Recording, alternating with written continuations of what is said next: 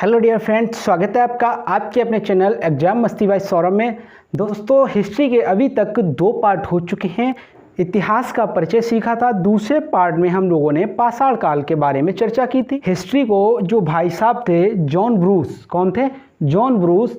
इन्होंने हिस्ट्री को 3 भागों में डिवाइड किया था। कितने? 3 भागों में डिवाइड किया था।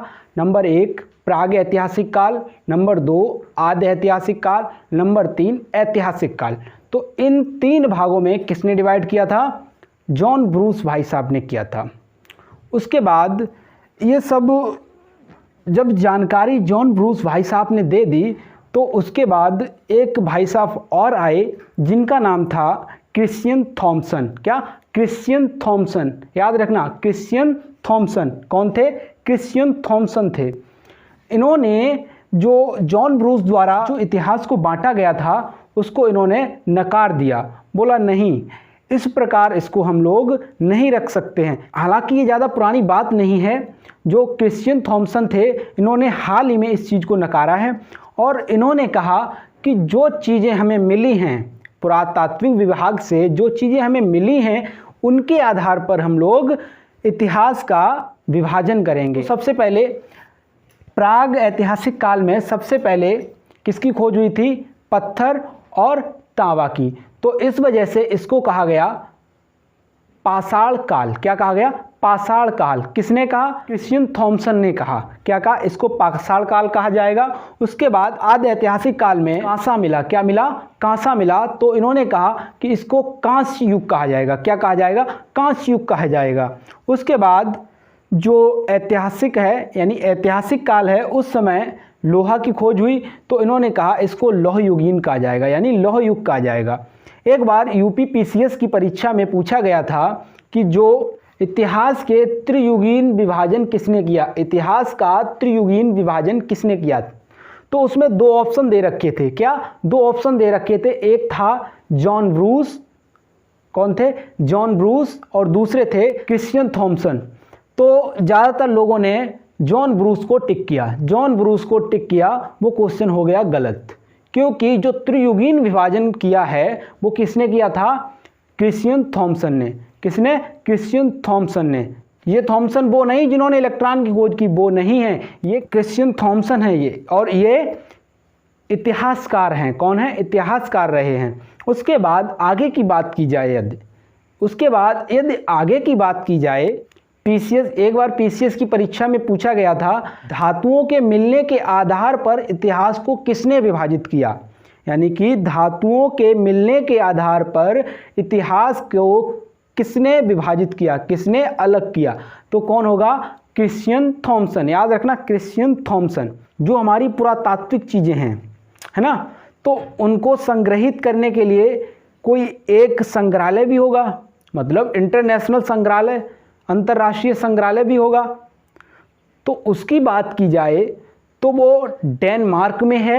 कहाँ है? डेनमार्क में है। और उसका नाम कोपेनहेगन संग्रहालय। क्या नाम है? कोपेनहेगन संग्रहालय। ये संग्रहालय वही है, कोपेनहेगन संग्रहालय। ये कहाँ पे है? डेनमार्क में है। और डेनमार्क यूरोप में पड़ता है। कहाँ पड़ता है? यूरोप में पड़ता है। एक बार एमपीपीसीएस की परीक्षा में पूछा गया था कोपेनहेगन किसके लिए प्रसिद्ध है? किसके लिए प्रसिद्ध है? तो इसका जो सही सटीक जवाब था पुरातात्विक स्रोतों के लिए। जैसे अभी हड़प्पा सभ्यता की बात कर ली जाए या सिंधु सभ्यता की बात कर ली जाए। अब वहाँ से मान लो ईंटें वगैरह जो मिली होंगी, ईंटें मिली होंगी तो कई संग्रहालयों में गई होंगी, लेकिन कोपेनहेगन जरूर लेके गया होगा। मतलब दुनिया में जितनी भी पुरातात्विक चीज़ें मिलती हैं वो कोपेनहेगन जरूर लेकर जाता है। देखिए कितनी सारी प्रतिमाएँ हैं, है ना, कम सही लेकिन लेके जरूर जाएगा। कौन? कोपेनहेगन के पास, यानी कोपेनहेगन संग्रहालय में आपको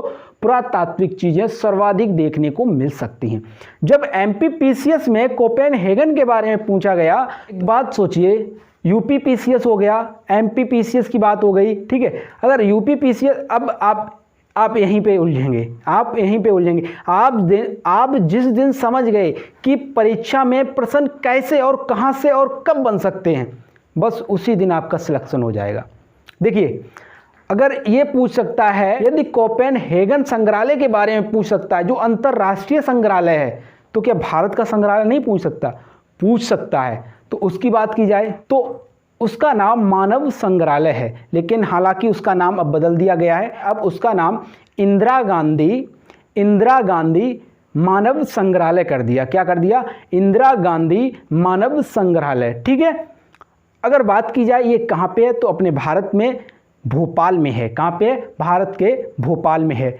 अब प्रश्न ये भी बन सकता है, जो इंदिरा गांधी मानव संग्रहालय है वो किसके अधीन है, यानी किसके अधीन है? तो अधीन की बात की जाए तो संस्कृति मंत्रालय के अधीन है। याद रखना, किसके अधीन है? संस्कृति मंत्रालय के अधीन है। उसके बाद आगे की बात की जाए, एक बार यूपी पीसीएस में पूछा